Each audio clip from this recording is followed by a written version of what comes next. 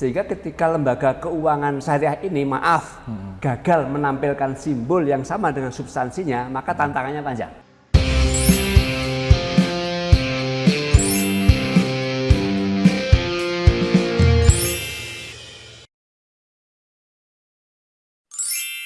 Assalamualaikum warahmatullahi wabarakatuh. Alhamdulillah, Allahumma sholli ala Muhammad wa ali Muhammad. KSPPS Karisma, sahabat pemberdayaan umat. Sahabat Karisma, pada kesempatan kali ini saya Sunu, host dari podcast KSPPS Karisma, mendatangkan narasumber, yaitu beliau Bapak Priyonggo Suseno. Bapak Priyonggo ini adalah dosen pengajar di Universitas Islam Indonesia, sekaligus merupakan Dewan Pengawas Syariah di KSPPS Karisma. Bersama beliau kita akan ngobrol-ngobrol tentang semacam pandangan masyarakat terhadap lembaga keuangan syariah. Apa sih yang masyarakat lihat kalau misalnya dengar tentang lembaga keuangan syariah? Apakah itu bank syariah atau mungkin koperasi syariah? Jadi Pak Priyonggo, saya panggil Pak Pri aja ya. Selama ini yang saya amati di masyarakat, ketika ngomongin tentang lembaga keuangan dan ekonomi Islam itu, kebanyakan tuh mereka kayak, ya itu kan cuman bisnis ya, ini bank syariah, ini ada bank konvensional seperti itu, dan menurut mereka tuh itu tuh cuman namanya aja gitu. Jadi yang penting ketika masyarakat membutuhkan, misalnya membutuhkan pinjaman dana, itu masyarakat lebih fokus kepada angsurannya, apakah angsurannya itu mahal atau murah. Tidak banyak yang tidak mengerti bahwa sebetulnya di dalam ekonomi Islam itu memang diperbolehkan untuk melakukan semacam pinjaman seperti itu, Pak. Mungkin dari Pak Priyonggo yang sebagai seorang dosen yang lebih paham tentang ekonomi Islam, mungkin bisa menjelaskan kenapa sih sebagai seorang Muslim itu kita harus menggunakan yang namanya ekonomi yang Islami gitu, Pak, ekonomi Islam. Silakan, ya, Pak Priyonggo. Terima kasih Mas Sunu. Assalamualaikum warahmatullahi wabarakatuh. Waalaikumsalam warahmatullahi wabarakatuh. Salawat dan salam kita panjatkan kepada Nabi Agung Muhammad Sallallahu Alaihi Wasallam. Ya, terima kasih atas pertanyaan yang itu juga menjadi pertanyaan banyak orang ya. Iya, Pak Priyonggo. Kadang umat Islam sendiri itu masih bertanya-tanya Islam itu apa. Ya. Terlebih lagi kalau kemudian kita bahas apa itu ekonomi Islam. Ya. Nah, kita beruntung Mas Sunu sebetulnya tinggal di Indonesia ini yang istilah Islam itu sudah diameliorasi, sudah diadopsi ke dalam bahasa Indonesia yang maknanya itu cukup indah dan sama. Ya. Jadi Islam itu identik dengan selamat, Islam itu identik dengan salim, kira-kira gitu ya. Iya, Pak. Islam itu identik dengan salaman. Iya. Ya, artinya inti dari ajaran Islam itu membawa keselamatan, membawa kedamaian, kemudian membawa kerjasama. Ya, jadi Pak, sebenarnya ini salah satu inti dari ajaran Islam dari kata salama yang menyelamatkan tadi. Ya. Intinya apa dalam ekonomi Islam ini? Kalau saya ambil satu titik sederhana. Ya. Ekonomi Islam ini sebetulnya merupakan sebuah cara kita bekerja, cara kita mencari uang, cara kita mengelola uang, dan cara kita di dalam mendistribusikan uang sesuai dengan keyakinan umat Islam, kira-kira gitu ya. Perkara yang non Muslim mau ikut, kita nggak batasi, boleh-boleh saja. Ya. Ibaratkan begini, ya. Umat Islam itu hanya boleh makan daging sapi halal. Iya, betul. Maka umat Islam itu akan berjibaku kalau punya daging sapi mau dipotong harus caranya halal. Kira-kira begitu. Maka makanan sapi halal itulah kita sebut dengan resto halal sapi. Ya. Perkara yang non muslim mau gabung monggo, kira-kira gitu kan? Kita nggak batasi. Ya. Nah, ekonomi Islam simplifikasinya seperti itu. tinggal kalau kemudian kita perdalam lagi gitu ya, bahwa titik utama dari ekonomi Islam itu apa? Tidak sulit ya. Yang pertama adalah umat Islam ini diberi keleluasaan yang sangat lebar untuk beraktivitas. Mau cari duit, mau kerja jadi wira swasta, mau apapun silahkan. Ya. Umat Islam ini juga diberi kewenangan, kalau dia punya harta mau disimpan, silahkan mau nyimpan di mana, seberapa besar, caranya bagaimana, silahkan. Ya. Termasuk poin yang ketiga, umat Islam ini diberi kewenangan yang lebar untuk menggunakan uang itu, mau dipakai untuk belanja apa, untuk apa dan lain-lain, silahkan. Yang penting satu, jangan langgar larangan Tuhan. Kira-kira gitu kan? Poin utamanya gitu. Jangan langgar aturan Tuhan. Kita diberi kemenangan. Satu, misalkan contoh ya, cari rezeki boleh. Apa larangan Tuhan? Hindari ini judi, hindari ini riba, hindari ini menipu, hindari ini korupsi. Batasan-batasannya yang akan menjadi bingkai.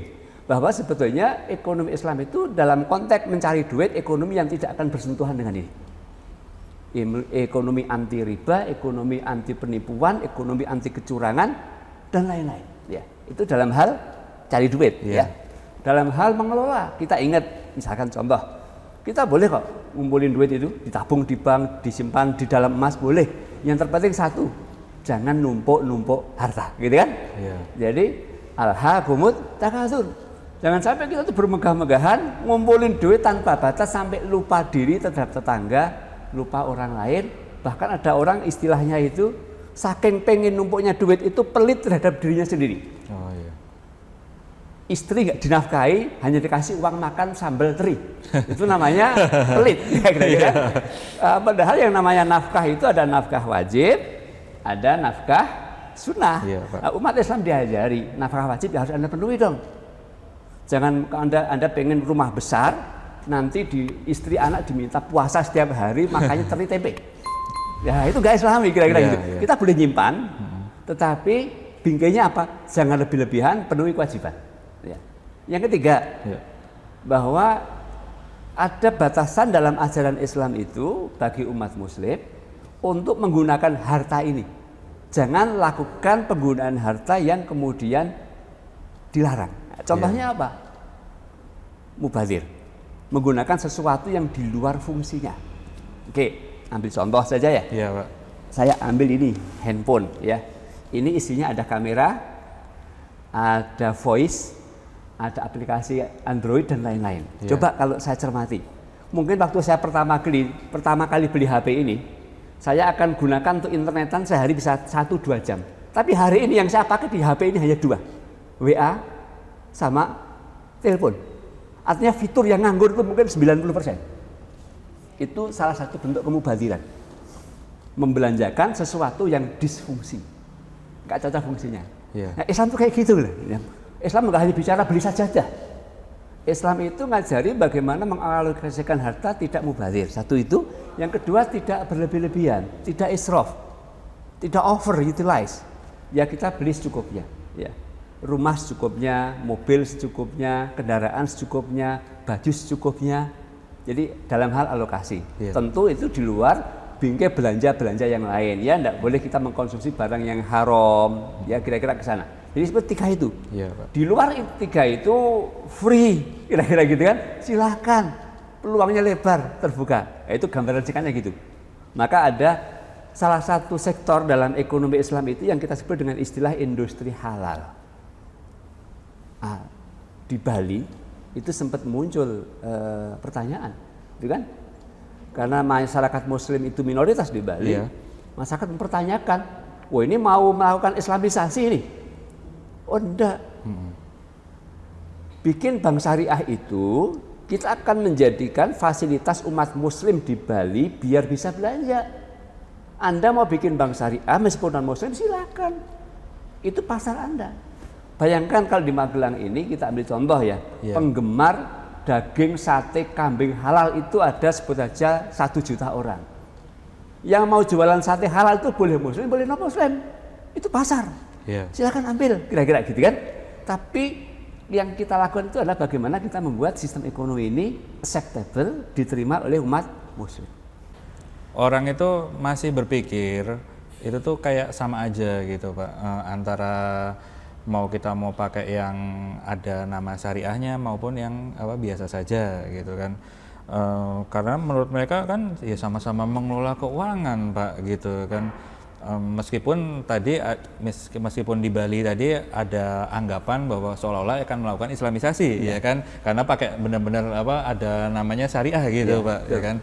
Padahal sebetulnya kita hanya memfasilitasi supaya umat muslim itu merasa nyaman untuk melakukan transaksi seperti itu Pak, karena kan insya Allah ketika ada label syariahnya insya Allah sudah halal seperti itu ya Pak. Nah, fenomena yang terjadi di masyarakat antara lain adalah lebih ke kebutuhan perekonomian masyarakat, di mana masyarakat kita itu sering berutang untuk memenuhi kebutuhan mereka, entah itu membeli kendaraan bermotor atau mungkin seperti tadi Pak Priyonggo menjelaskan HP ya kan, apalagi HP zaman sekarang fiturnya macam-macam ya kan Pak, belum lagi yang HP buah-buahan gitu ya, gengsi ya, ada Pak HP buah-buahan. HP buah-buahan gitu kan, kalau misalnya kita kayak gini kelihatan ada buah keruak ya, ada gengsi ya Pak ya, meskipun bisa jadi dia utangnya 3 tahun atau mungkin lebih gitu kan untuk dia memenuhi kebutuhan itu. Nah, jadi masyarakat yang belum mengenal ekonomi Islam itu mereka lebih kayaknya lebih preferable lebih memilih yang penting saya cari lembaga keuangan itu yang bisa kasih angsuran murah gitu kan, karena dia memang belum paham nih Pak ya kan tentang ekonomi Islam gitu. Ketika dia ngobrol-ngobrol misalnya ketemu misalnya di kantor kita sendiri nih, misalnya KSPPS Karisma, loh dimasukin ke SPPS Karisma misalnya untuk pemenuhan pembelian barang kok jatuhnya angsuran malah jadi mahal ya gitu, ngapain saya gitu kan ke SPPS Karisma. Nah, itu kan ketika orang belum paham bahwa di dalam ekonomi Islam itu sendiri memungkinkan seorang muslim itu memang dia bisa memenuhi kebutuhan itu dengan cara mengangsur itu, tapi kan si masyarakat ini secara umum masih mikir angsurannya gitu Pak. Yang penting saya bayar angsuran, saya tertib, saya tidak melanggar perjanjian, saya orang yang baik seperti itu Pak. Tapi di sisi lain orang Islam sendiri juga ada yang kayak ibaratnya kamu jangan ngutang gitu loh, karena kalau ngutang itu kan pasti ada tambahannya gitu. Kayak seperti yang Pak Priyonggo jelaskan tadi, tambahan itu jadinya riba gitu Pak. Jadinya gimana nih Pak cara yang paling gampang kita menjelaskan ke masyarakat yang benar-benar awam? Iya, maksudnya ini kan dirapel jadi satu. Ya ini ya kayak curhat ya Pak. Maksudnya saya pernah jadi marketing juga di lapangan, dan itu adalah semacam makanan marketing sehari-hari gitu Pak. Wah, ini memang mohon maaf nih kalau jadinya bertubi-tubi gitu. Kita satu-satu ya? Iya, satu-satu Pak. Jadi yang pertama sebetulnya mengapa kemudian ketika kita masuk di lembaga keuangan syariah ini harus mahal? Atau kok mahal? Gitu ya. Satu dulu itu. Saya ambil contoh yang mungkin lebih mudah diterima. Ketika seseorang itu pengen makan sate kambing, Pak, atau sate, ya. Ketika orang mau beli sate itu sebetulnya apa sih yang dicari? Kalau sate kambing, ya satu empuk dagingnya, ya kan? Yang kedua aromanya, kira-kira gitu kan? Sehingga banyak tukang sate itu asapnya sengaja ditaruh dimasukin ke konsumen ya, nanti dia pengen mencari aromanya ya. Yang ketiga mungkin kualitas dagingnya ya. Yang keempat halal, kira-kira kan gitu kan ya, jelas. Pertanyaannya itu adalah ketika seseorang itu pengen beli sate kambing dan dia pengen yakin bahwa kambing itu halal, disembelih dengan cara yang halal, kambing itu diolah dengan cara yang halal gitu ya, maka konsumen kambing sate tadi harus memastikan sebelum dia makan, dia mesti memastikan bahwa daging sate yang saya makan ini sudah memang betul-betul halal atau tidak. Artinya butuh energi, ya. Si tukang sate itu untuk memotong daging yang halal itu, kalau di Indonesia sudah ada namanya, ada juru potong yang tahu cara menyembelih binatang yang halal, namanya juleha, juru sembelih halal. Juleha, ya? Juleha. Itu udah ada asosiasinya. Juleha itu asosiasi para tukang potong jagal-jagal yang sudah tahu prosedur. Ya. Karena kalau sampai salah potong, uratnya nggak kepotong, darah nggak mengucur, jadi subhat, kira-kira begitu. Maka kita harus cari juleha, ongkos, ya kan? Belum lagi kita harus meyakinkan di dalam daging itu tidak mengandung barang haram yang masuk, entah campuran alkohol, entah yang lain, ya. Maka kalau kemudian untuk mendapatkan sate yang halal itu butuh usaha lebih dan ongkosnya lebih, itu hal yang wajar. Kecuali kalau tukang sate tadi bisa berkarya sehingga dia bisa membuat bisnisnya lebih murah, julehanya dibayar murah, gitu kan. Kemudian campuran-campuran yang bikin lezat itu biasanya daging biar empuk dikasih sesuatu yang musubhat, ini dia bisa mencari pengganti pengempuk daging itu dengan ongkos yang sama, sehingga harga satenya sama, rasanya sama, itu baru hebat. Tapi yang terjadi hari ini kan tidak begitu, ya. Bertransaksi untuk mengubah sesuatu yang semula subhat menjadi haram, menjadi halal, itu butuh usaha. Usaha itu butuh biaya, dan biaya ini tentu pengennya kita sharing bersama. Sebagai contoh ya, di dalam pembiayaan atau kredit di konven dan di syariah. Ya. Di dalam kredit di konvensional itu, bahkan kalau yang pakai pinjol itu ya, kita tinggal ACC berapa jam, uang cair hanya butuh KTP. Ya. Di dalam Islam kita tidak boleh misalkan meminjamkan sesuatu dengan tanpa jerih payah apapun, minta imbal hasil, alias itu mau untungnya nggak mau resikonya. Nah itulah esensi dari riba yang dilarang. Maka kemudian si BMT atau lembaga keuangan harus meyakinkan bahwa uang itu peruntukannya jelas dan pasti, bukan untuk macam-macam. Peruntukannya itu harus jelas untuk barang yang halal. Maka petugas ini harus meyakinkan, dia harus butuh energi untuk merunut. Ini anggota saya ini benar nggak gunakan duitnya, butuh energi. Kecuali anggota ini sukarela datang ngasih disclosure, maka ongkosnya murah. Belum lagi nanti harus pakai akad, ya, karena Islam menjelaskan bahwa dalam Al-Maidah ayat 2, aufu bil uqud, penuhilah akad. Kalau tidak ada akad ya mau dipenuhi apa janjinya, maka janji harus ditulis. Dalam Al-Baqarah 282 juga dijelaskan, ya, kalau kamu punya perjanjian utang piutang, tulislah. Itu juga butuh ongkos, ya.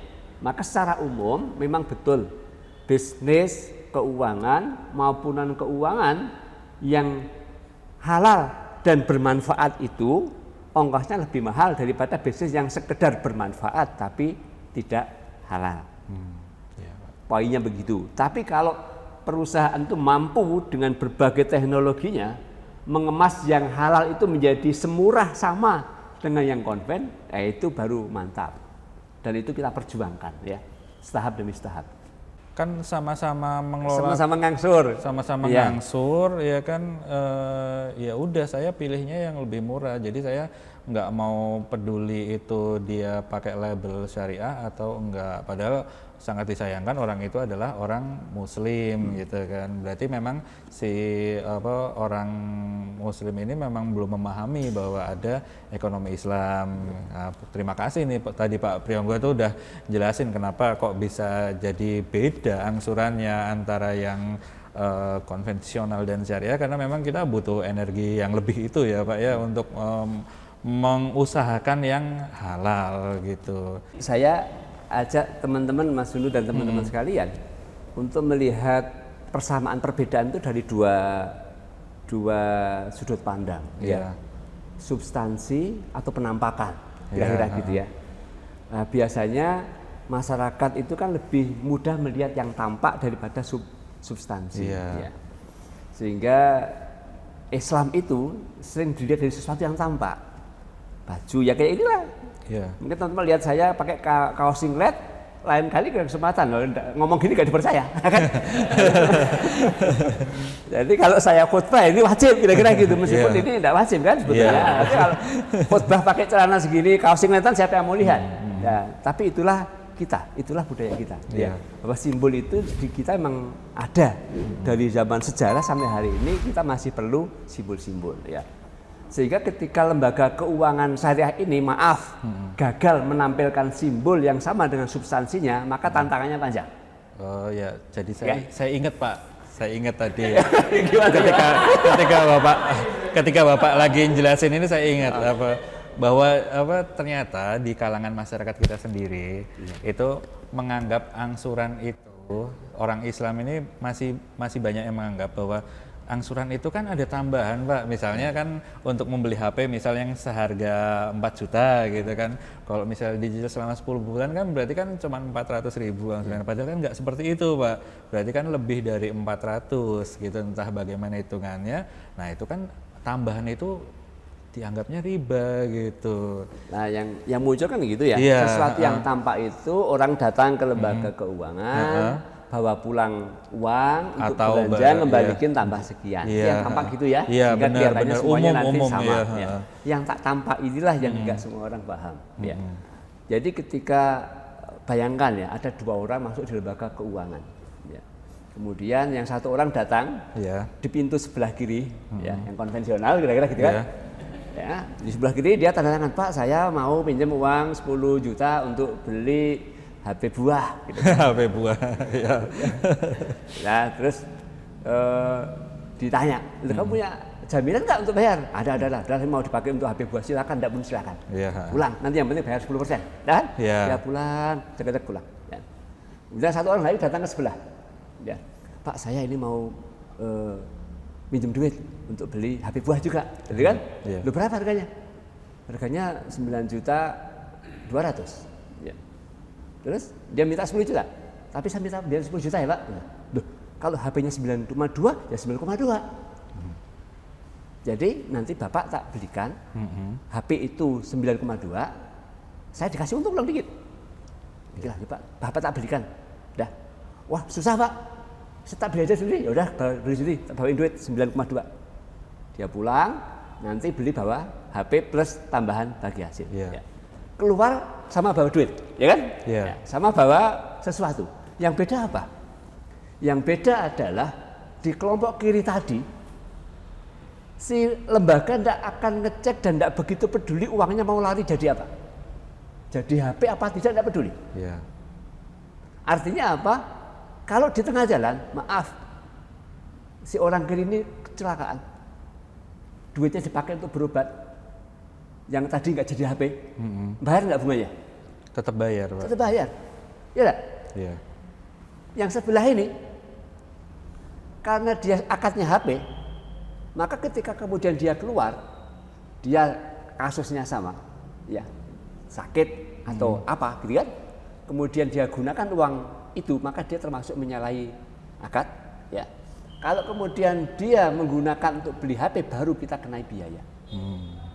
Artinya sebetulnya kelihatannya sama, tapi ketika kasus-kasus itu kita amati, ada kasus baru kemudian tampak beda.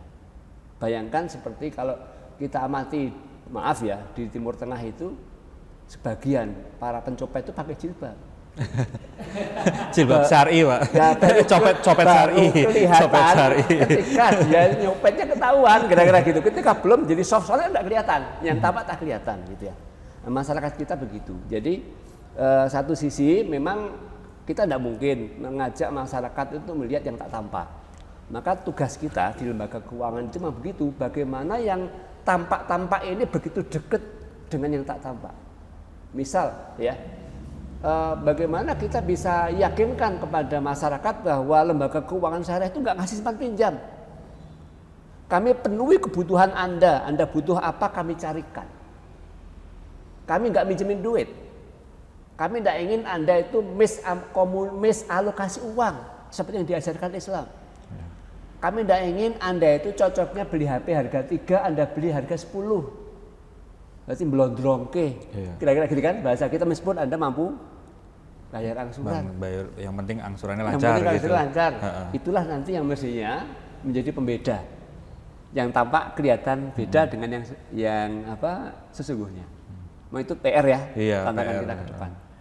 Berarti memang butuh semacam edukasi kepada masyarakat umum dan terutama kaum muslimin sendiri tentang ya ini maksudnya yang selain kita sholat, puasa, baca Quran itu ternyata kita masih perlu belajar lagi bahwa untuk melakukan kegiatan sehari-hari itu juga ada ilmunya juga ya kan Pak. Selama ini kan mungkin masyarakat memang belum menyentuh itu atau mungkin mendapatkan informasi yang salah atau bisa juga mereka abai karena tidak mencari bahwa memang masih ada ilmu itu yang kaitannya dengan kehidupan sehari-hari terutama untuk utang piutang seperti itu Pak. Ya, tapi wajar itu Mas Zulu karena kita dari lahir cengar itu sudah disuguhi seperti ini ya. Iya. Saya lahir cengar itu tahunya kalau naruh duit itu ya dapat bunga. Iya, pasti. Cengar itu kalau pinjam duit ya bayar bunga, gitu kan? Bayar angsuran ya. Nggak perlu pakai logika. Mirip seperti zaman saya dulu itu bingung. Handphone kok bisa dinulul-nulul itu touchscreen itu ya kan? Dulu mah ada. Iya. Jadi ada keyboardnya. Tapi anak zaman sekarang nggak pernah mencari tahu logikanya kok bisa touchscreen. Iya. Kan udah lahir udah ada kira-kira begitu kan? Udah langsung ketemu smartphone ya Pak ya. Kira-kira begitu. Sehingga tantangan kita ke depan itu adalah bagaimana satu mengedukasi masyarakat agar tidak fokus kepada tampilan. Ya. Ini nggak hanya urusan keuangan. Ini adalah PR besar Indonesia, PR besar budaya kita. Ya, bahwa kita ini banyak terjebak pada simbol-simbol. Orang banyak nasabah kita mungkin ada yang rela nabung demi dihabiskan makan di bulan Lebaran. Jadi WC. Maksudnya pas hari raya itu hari raya pakai baju baru ya kan, HP baru, Mengapa makannya. tidak nabung yang berjerih payah itu nggak dipakai untuk yang kepentingan lebih jangka panjang? Kira-kira begitu ya? Ibaratnya kerja setahun buat Lebaran gitu ya Pak. Dan itu masih ada kan di kita kayak gitu ya? Bukan masih ada Pak, banyak Pak. Dan kita perlu mengedukasi. Jerih payah kita lakukan, jangan sampai kita habis energi untuk itu. Maka PR yang kedua itu di kita sendiri, otokritik di lembaga keuangan syariah sendiri juga perlu belajar bagaimana kemudian menampilkan sesuatu yang mulai bisa dipahami perbedaannya dengan konvensional. Jadi misalnya masyarakat kan menuntut sekarang ini ya, mengapa kalau saya pinjam di bank syariah atau di lembaga keuangan syariah kok nggak dikasih bagi hasil, tapi di cas tertentu, ya, kok nggak langsung bagi hasil. Ya. Kemudian kalau kita tanya, saya sebagai bank, memang lo bisa dipercaya? Kira-kira gitu kan bahasanya. Kalau bisa ya tak kasih, kira-kira gitu. Siti Khadijah radhiyallahu anha itu dulu berani bermudharabah dengan Rasulullah yang belum jadi Rasul Muhammad SAW itu ketika beliau udah tahu karakter Rasulullah Al-Amin. Maka tidak sembarang Khadijah itu mengajak orang bermudharabah, dipilih, kira-kira begitu. Nah, kalau orang Indonesia udah berkarakter seperti Al-Amin tadi, mari kita bermudharabah gitu. Kalau belum, ya Anda mendolimi kami dong. Ya kan? Iya Pak. Wong Anda belum bisa dipercaya kok malah kami percaya. Kok gitu malah kan? minta bagi hasil gitu ya. Tunjukkan dong kepercayaan kita 50-50. Untuk menjembatani itulah maka kita bikin mekanisme transisi ya, yang sudah terpercaya lama berhubungan dengan kita, laporannya bagus, kita mudharabah halaman kan? Yang baru awal-awal kita belum yakin, ya kita pakai akad yang lain, ya, yang tidak saling merugikan, karena intinya ada di An-Nisa ayat 29. Jadi Allah berfirman di situ dalam An-Nisa ayat 29. Jadi ya a'udzubillahi minasyaitonirrajim, ya ayyuhalladzina amanu la taqulu amwalakum bainakum bil batil illa an takuna tijaratan an taradhim minkum. Wahai orang yang beriman, janganlah kamu itu makan harta di antara kalian, ya kita rezeki kita ini, dengan cara yang batil, dengan cara yang saling merugikan orang lain, kecuali dasarnya harus atas ridho. Nah, itulah yang harus kita edukasi bersama. PR bersama gitu ya Pak. Saya garis bawahi lagi ya, bahwa kita belum bicara umat non-Muslim. Iya. Umat Muslim itu pun kan tidak seragam. Betul, Ya. Pak. Umat Muslim itu kalau di dalam Al-Quran sering diklasterisasi menjadi 3. Pemburu akhirat, Iya. ya, itu yang nomor 1 yang disebut dengan asabiqun awalun atau fastabiqul bil khairat. Mereka yang selalu berlomba hidupnya itu dari bangun sampai bangun lagi itu hanya untuk kampung akhirat, kira-kira gitu kan yang dia pikirkan itu. Ya. Dia nggak peduli. Dunia itu seperti yang Rasulullah katakan tidak lebih berharga dari sayap kirinya nyamuk, gitu kan? Itu yang nomor 1. Kemudian yang nomor 2 adalah mereka yang oportunis. Mereka lupa sebagai umat Islam. Ya, mereka selalu mendahulukan nafsunya. Yang ketiga adalah mereka yang pelin-pelan. Kadang ingat, kadang tidak, ya kan?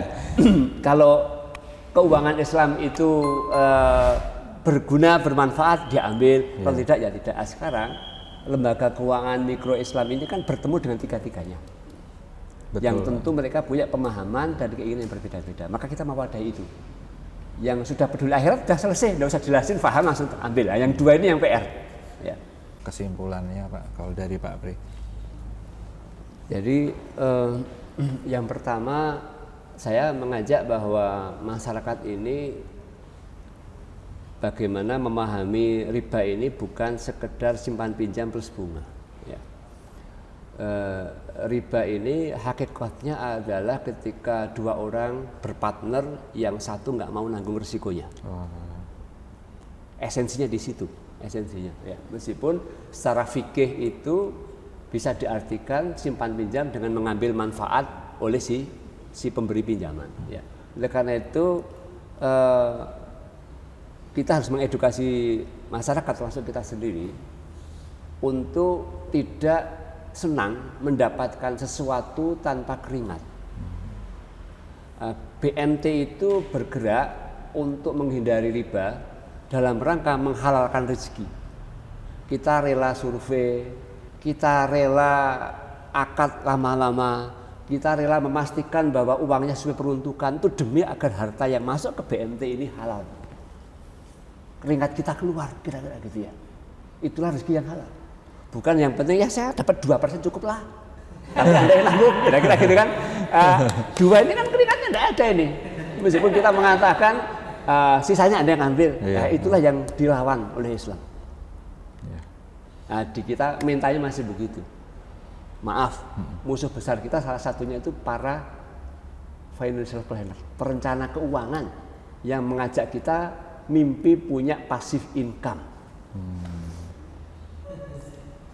Apa ada Islam yang ngajarin passive income? Cuman duduk aja dapat uang gitu. Ya itu bertentangan secara misi Islam. Maka kalau teman-teman mau kita kaji bareng tentang bagaimana perencanaan keuangan yang Islami ini, kita perlu bongkar muatan. Karena beberapa mindsetnya berbeda, gaya pikirnya berbeda. Mungkin itu kesimpulan tentang masalah riba tadi. Ya, terima kasih Pak Priyonggo. Semoga ini insight dari Pak Priyonggo ini bisa mencerahkan lah sahabat Karisma yang mungkin masih bingung gitu kan. Wah kok katanya riba, mendingan cari angsuran murah. Itu sudah terjawab sama Pak Priyonggo ini. Sahabat Karisma, kalau sahabat Karisma senang dengan isi podcast ini, bisa like, share, and subscribe channel YouTube kami. Kemudian terima kasih sudah menyaksikannya, dan jangan lupa untuk selalu follow di channel kita untuk bahasan yang menarik berikutnya. KSPPS Karisma, sahabat pemberdayaan umat.